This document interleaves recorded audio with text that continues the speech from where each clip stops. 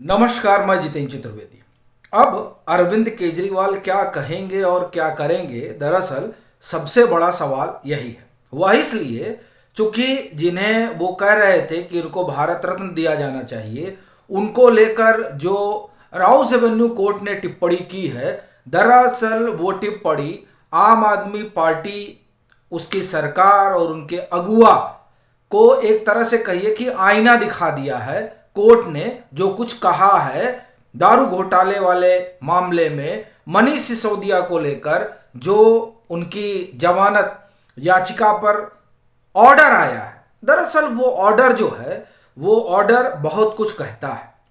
और साथ ही साथ अरविंद केजरीवाल के सामने कई सारे सवाल भी खड़ा करता है। एक तो सवाल खुद उनको लेकर है कि अब उनके साथ क्या होगा, लेकिन इसके अलावा और कई सवाल हैं जिन पर हम लोग एक एक करके बात करेंगे, और वो जरूरी भी है क्योंकि जो कुछ कोर्ट ने कहा है, दरअसल वो आम आदमी पार्टी की सरकार और अरविंद केजरीवाल के लिए बड़ा गंभीर प्रश्न है। अब आप देखिए, वो प्रधानमंत्री की मार्कशीट पर चर्चा करते हैं, उनकी डिग्री पूछ रहे हैं। वो विधानसभा सत्र में अडानी पर चर्चा करते हैं और उस पर हेमंता बिस्वा शर्मा ने ठीक कहा कि आपने जो कुछ विधानसभा में कहा वो अगर आप बाहर कहते तो स्थिति अलग हो जाती, क्योंकि जब आप बाहर कहते तो आपके ऊपर मानहानि का केस होता। जैसा कि हेमंत बिस्वा शर्मा ने कहा भी कि हमने मनीष सिसोदिया के ऊपर किया था, और मनीष सिसोदिया देखिए अभी उस मानहानि से जूझ रहे हैं। आपको ध्यान होगा कि उस मामले में जब कोर्ट ने तलब किया तो भागते हुए सुप्रीम कोर्ट गए, और तब सुप्रीम कोर्ट ने कहा था कि बोलते समय यह ध्यान रखना चाहिए कि क्या कहा जा रहा है और क्या नहीं कहा जा रहा। अब आपने जब बोला है तो जाइए, अब कोर्ट जाइए और जो कहा जा रहा है उसको करिए। तो ये हाल है आम आदमी पार्टी के तमाम नेताओं का। तो वो जो सदन का विशेषाधिकार है, उस विशेषाधिकार के आड़ में दिल्ली विधानसभा में बैठकर प्रधानमंत्री पर हमला करते रहे और अडानी के बहाने उन पर निशाना साधते रहे। लेकिन उसी विधानसभा के सत्र में दारू घोटाले पर बात करने से अरविंद केजरीवाल की सरकार भागती रही, जबकि उस घोटाले को का जो आरोप है उसे लेकर कोर्ट ने जो अपने आदेश में कहा है, वो दरअसल ऑर्डर इस तरीके का है कि उनके जमानत से जुड़ा हुआ था। उसमें जो बातें रेखांकित की हैं कोर्ट ने, वो जो ये ईमानदारी की लहर पर सवार होकर पार्टी आई है ना, उससे चुल्लू भर पानी में डूब मरना चाहिए। ये जो कोर्ट ने कहा है उसका यही मतलब निकलता है। कोर्ट ने क्या कहा?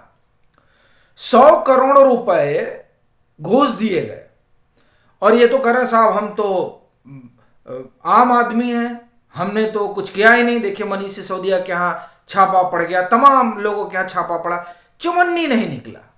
और कोर्ट क्या कह रहा है कि 90 से 100 करोड़ रुपए किकबैक आए। और वो जो मतलब उनका जो कोर्ट कह रहा है उससे यही बात निकलती है कि ये जो 90 से 100 करोड़ की बात हो रही है उसका फायदा जो है वो किसको पहुंचा? जो आबकारी मंत्री थे। अब आबकारी मंत्री तो मनीष सिसोदिया ही थे। फिर कोर्ट ने यह भी कहा कि प्रथम दृष्टया यह भी दिखाई देता है कि ये जिन तमाम लोगों का नाम है वो तमाम लोग, जिसमें विजय नायर है, उनके, और ये अभिषेक बोनापल्ली हो, दिनेश अरोरा हो, पैसा रूट हुआ उसी में से 20 से 30 करोड़ रुपए।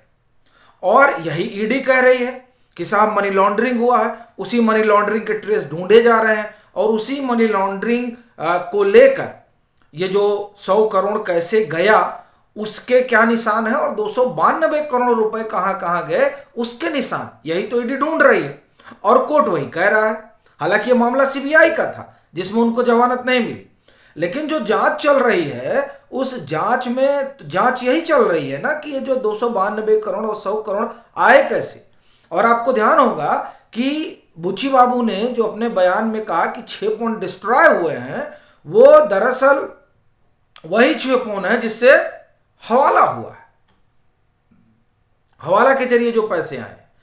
अब ये तमाम चीज़ें कोर्ट जो जो अपने ऑर्डर में इनका जमानत याचिका खारिज करने पर कह रहा है, दरअसल उससे तो यही बात निकल कर आती है कि जो कुछ दस्तावेज इस 100 करोड़ के घूस और दिल्ली के दारू घोटाले को लेकर ईडी या सीबीआई जुटा रही है, उन सबूतों में बड़ा दम है। तभी कोर्ट को प्रथम दृष्टया ये लगा कि न साहब, ये जो मुख्य भूमिका है वो मनीष सिसोदिया की है।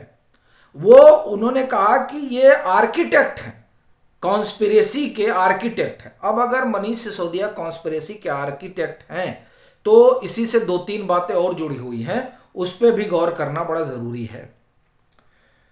जो इनके सचिव हैं, उन सचिव का बयान आपको याद होगा कि कलमबद्ध हुआ था, और उसी बयान के कलमबद्ध होने के बाद 14 जनवरी को मनीष सिसोदिया का कंप्यूटर लाया जाता है, जिसके बाद बड़ा शोर होता है कि साहब आ गए, ईडी वाले सीबीआई वाले आ गए और हमारा कंप्यूटर उठा ले गए। खूब शोर होता है। तो सीबीआई कहती है कि नहीं, मामला कुछ यूं है कि हमें कुछ दस्तावेज लेने थे सो हम लेने आ गए। असल में वो शोर इसीलिए हो रहा था चूंकि जब सचिव ने अपना बयान कलमबद्ध किया तो उस बयान में उस कंप्यूटर की भी चर्चा रही, और जब वो कंप्यूटर आया तो उस कंप्यूटर से जब फाइलें निकली, रिकवर की गई डिलीट फाइलें, तब किस्सा सामने आया। और दरअसल जब वो कंप्यूटर गया था तभी मनीष सिसोदिया जान रहे थे कि अब उनकी गिरफ्तारी होगी, और तभी अरविंद केजरीवाल भी जान रहे थे।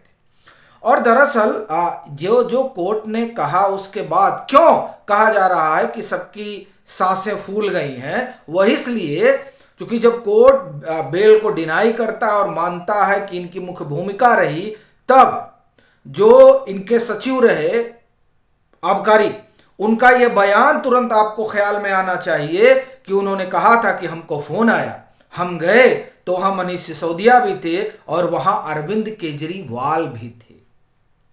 अब आप देखिए, ये बड़ी महत्वपूर्ण चीज है।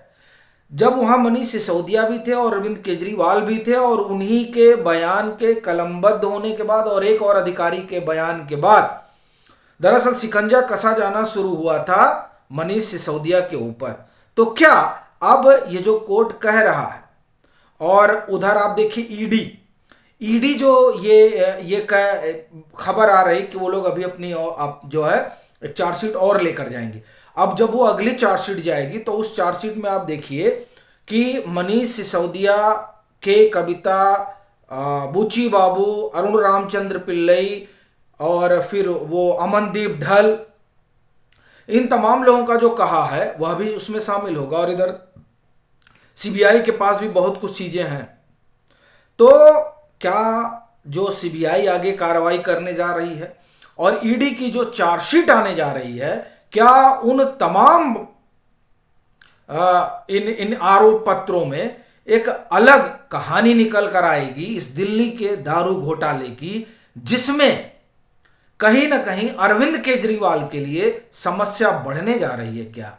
ये देखिए, ये सवाल यूं ही नहीं खड़ा हुआ है, क्योंकि जब कोर्ट अपने 34 पेज के ऑर्डर में ये कहता है कि 90 से 100 करोड़ रुपए से ऐसा प्रथम दृष्टया लगता है कि लाभ जो हुआ है वो पहुंचा है मनीष सिसोदिया और जो उनके और साथी रहे, तो उनके साथियों में तो अरविंद केजरीवाल भी हैं, भले मुख्यमंत्री रहे हैं वो, और सारा काम वही देखते रहे, मुख्यमंत्री है मतलब सारा काम मनीष सिसोदिया देखते रहे। तो ये जो कोर्ट ने कहा है ना, दरअसल ये एक नया ट्विस्ट है इस पूरे किस्से में। अब ये देखने वाली बात होगी कि ये जो ट्विस्ट है वो ट्विस्ट, चूंकि ये जो बयान न कहें, ऑर्डर जो है, माफ करिएगा, बयान नहीं, ऑर्डर जो कोर्ट का है मनीष सिसोदिया की जमानत से जुड़ा हुआ, उसमें जब प्रथम दृष्टया वो ये मान रहे हैं और जमानत नहीं दे रहे हैं, तो अब आप समझ लीजिए ये जो नया मोड़ है वो कहीं अलग मोड़ पर अरविंद केजरीवाल की पार्टी और उनकी सरकार और उनको न लाकर खड़ा कर दे। आप क्या सोचते हैं ज़रूर साझा कीजिए। मतांतर से नहीं जुड़े हैं तो ज़रूर जुड़िए और खूब शेयर कीजिए और कोशिश करिए कि ज़्यादा से ज़्यादा लोग मतांतर से जुड़ें और अगर आपके लिए मुमकिन हो तो आप मतांतर की आर्थिक सहायता भी कीजिए।